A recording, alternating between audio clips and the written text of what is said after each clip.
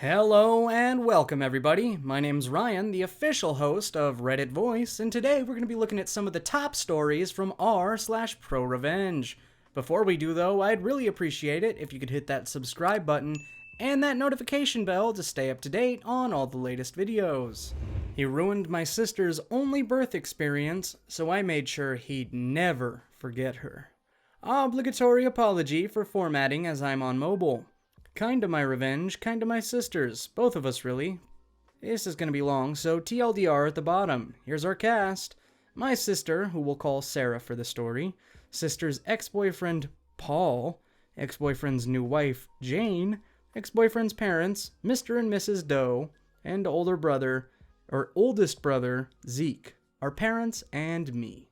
When I was 14 and my oldest sister Sarah was 22, we found out that she was pregnant with Paul, her boyfriend of 4 years. They immediately got engaged and were really happy, for a time. Sarah had a horrible pregnancy.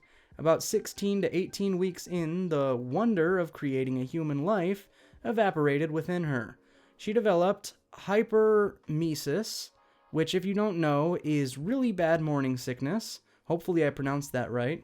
She was constantly in pain, she had developed gestational diabetes, and just all around hated the experience. Around this time, Paul, the then fiancé, started getting sick of the complaining. I believe the argument was, your body's built to do this, it can't be that bad. Sarah was due around Valentine's Day, and Paul's parents, Mr. and Mrs. Doe, were very excited, both about the grandkid and the fact that he could be born on a holiday. She was very against that and could really hoped that her son wouldn't be born on a holiday, even one as small as Valentine's Day. Her birthday sometimes falls on Easter and she hates it, because it might make him feel like his day isn't very much about him. Well, Mrs. Doe says something like, well, if you name him Valentine or Valentino, then that'll make the day even more special to him. Again, sister hated the idea. She thought it was tacky, and he'd be bullied for it, and just really didn't like the name Valentino. Paul loved it, but agreed to go with a more average name like Daniel or Jared. Fast forward to February, and she was ready to get this over with. Sarah had officially been put on bed rest because while standing or walking, her blood pressure took unexpected spikes and dips. I look back now, and goodness, do I feel bad for her. She was doing her best to avoid giving birth on Valentine's Day because, again, she didn't want him born on a holiday. Unfortunately, births happen when they happen, and that baby was going to come on Valentine's Day whether she wanted him to or not. I remember waiting out in the waiting room with my dad, brothers, and Paul, who couldn't stand to be in the delivery room because it was, quote, gross. I was so mad that he could have gone in but wouldn't because he thought my sister was gross while giving birth, whereas I had to stay outside because I was too young to go in with my mom and other sister. Dad went home with the youngest two brothers, while the oldest, Zeke, stayed to watch me because I refused to leave. 16 hours after Sarah went into labor, my little nephew was officially part of the family on this evening of Valentine's Day. Unfortunately, Sarah was not okay. She had to have an emergency... Hold on. Hey, Savannah, how do you say this? Cesarean section, and while doing the operation discovered that with the back of her uterus, facing her spinal cord, had a very large and very severe, thankfully non-cancerous, tumor. When I say large, I mean it was twice the size of a standard uterus. The doctors were shocked and didn't understand why no one had noticed it on an ultrasound. It accounted for her severe back pain and blood pressure issues.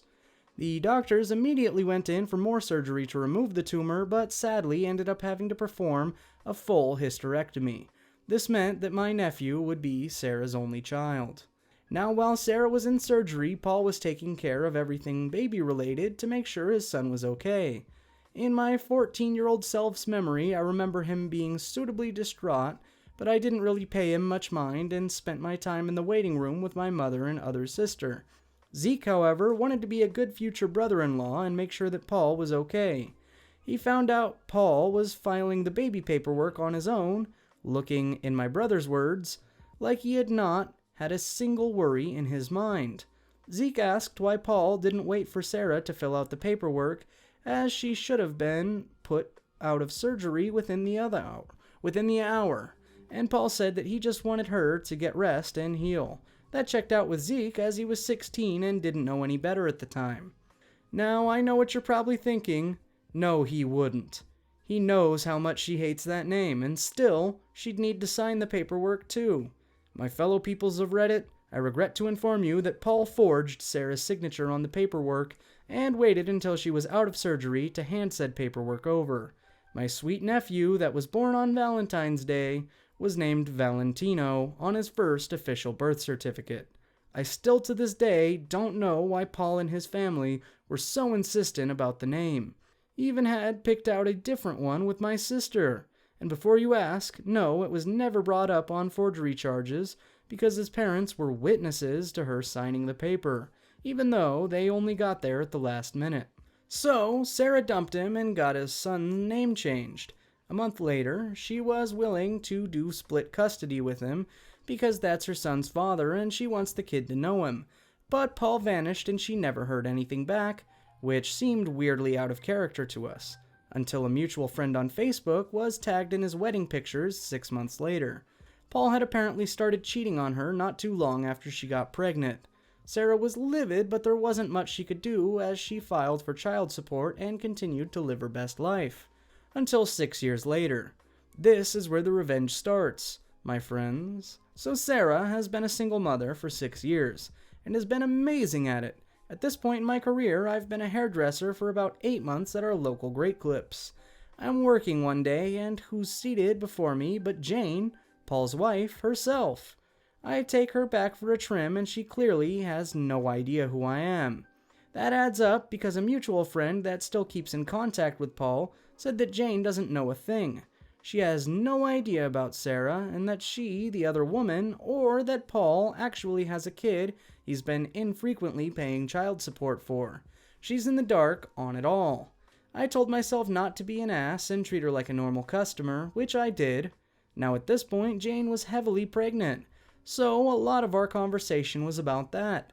She loved being pregnant, but it was hard. Her husband was so unsympathetic. Big shocker. And she was due in 10 weeks, and they still hadn't picked out a name for their baby girl. Ladies and gentle peoples, this was my chance. I asked what kind of name she was looking for, and she said, I want something unique and unusual, but not ridiculous, like... Wait a second, hold on. Okay guys, I'm not even gonna try with this name. We're gonna put it on screen, but you know the ones I'm talking about, and Paula suggested so many already, and she didn't like any of them. So I, being the cunning little weasel I am, said, what about Sarah? My sister's name isn't actually Sarah. She was named after an older family member that had passed not long after she was born. But there was no female equivalent for his name, so our parents created one. It's a beautiful name and just what Jane was looking for. She loved it. She stuck by it, and I found out by stalking her Facebook months later that she had put her foot down about it, and that was her daughter's name. Now Paul has a daughter with his ex's name to remind him every day about her, and also to remind him to pay his child support. Little nephew is 10 years old now and with a new name and no contact to his biological father, though we do still sometimes call him Val as a family nickname. He likes it, but doesn't want it to be brought to school, so it's staying a family nickname. Sarah pretends to hate when we call him that in a joking way. As long as he likes it, she doesn't have a problem with it though. And now she's seeing a new guy who's really great and like a father to Val. TLDR, my sister's baby daddy forged her signature on paperwork while she was in signature to name their son a name that she had been avidly against from the beginning, then broke all contact when she dumped him and married the girl he was cheating on with her for a while she was pregnant. 6 years later, I meet his wife and convince her to name the daughter my sister's name because the wife has no idea my sister and her son exist. That's the TLDR? Work on your TLDRs, buddy. Edit. Gosh, now I know what they mean about RIP Inbox. Thank you to the kind strangers for all the awards, especially the gold. We didn't expect this to blow up like it did. Val wanted to let all you other Valentine's babies know that he feels your pain. Restaurant scams me for fake Google reviews? I burn their Google reviews page / reputation to the ground, and get the media to cover it. Hi folks, first post here, thought it would definitely fit. So about a month ago, I applied for a sushi restaurant called Yoshi's, and I got a text from their hiring manager, and we chatted about availability, location, start date, yada yada yada.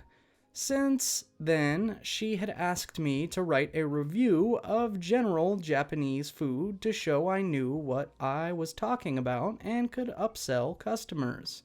Fine, I read a long review and sent it to her. She then sends me a tiny link URL and tells me to post it there before I would be invited for an interview. I click it, and what do you know? It's the Google page for a whole different restaurant all the way across the city. So I read the reviews, and they had done this to 30 or so people in the last 2 weeks at the different locations franchised to the same crazy owner. I was pissed, to say the least. This happened peak COVID in my state. People are unemployed at staggering rates, struggling to feed their families, and these a-holes are scamming potential hires for fake reviews.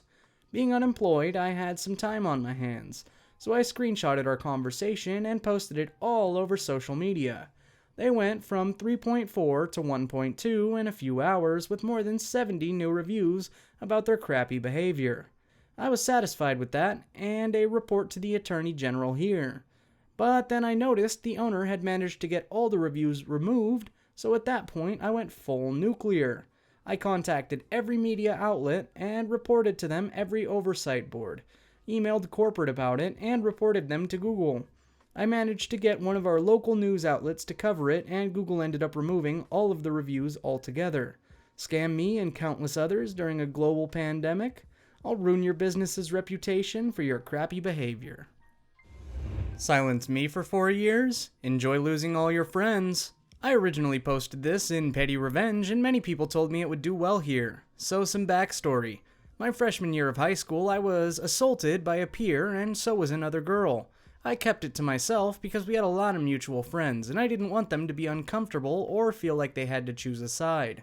I also felt like I was responsible, and it made me feel really guilty.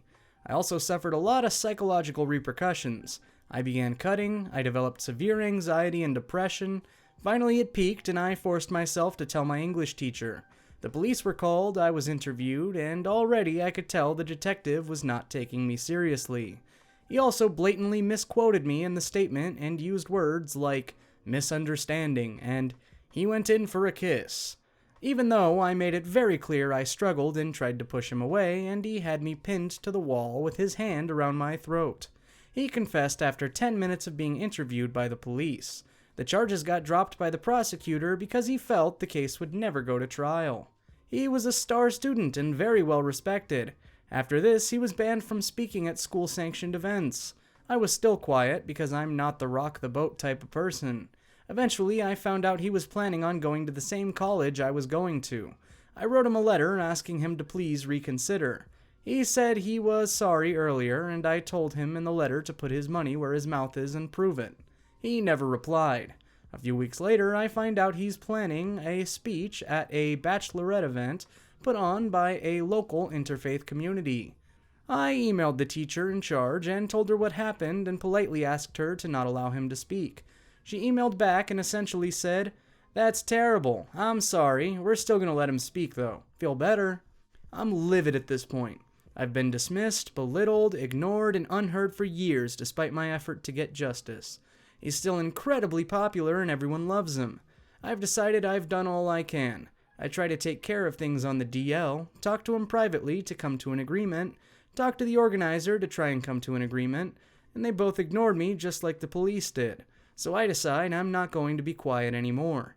I attend the bachelorette event, and while he's giving his speech, ironically about treating others with respect, I hold up a sign that says, "Redacted has assaulted 2 women." Is this the face of the class of 2020? Stop giving assaulters and abusers a platform to speak. Stop silencing women. By the time the event is over, everyone's talking about it, and everyone's pissed at both him and the organizers for letting him speak. Many of the girls there are victims of assault themselves, and they are all furious that the organization knowingly let a predator speak. I feel incredible. It's like a weight has been lifted off my shoulders. The last thing he told me after he'd finished violating me was, "Don't tell anyone." And even after years had passed and I felt comfortable speaking about it to a select few, and the police knew, and all the teachers knew, he was still praised, and every time I heard someone talk about him fondly, I heard that little voice from deep inside me saying, "You're letting him win." Now that everyone knows and everyone hates him, I know that I finally can say that I laid this matter to bed, and finally let go.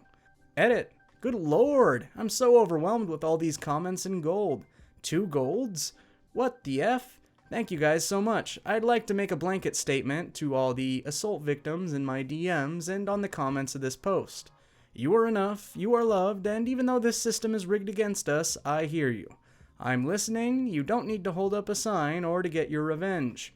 Sometimes taking care of yourself and moving on is enough. Trust me, I know it's easier said than done, but just know that I'm on your side.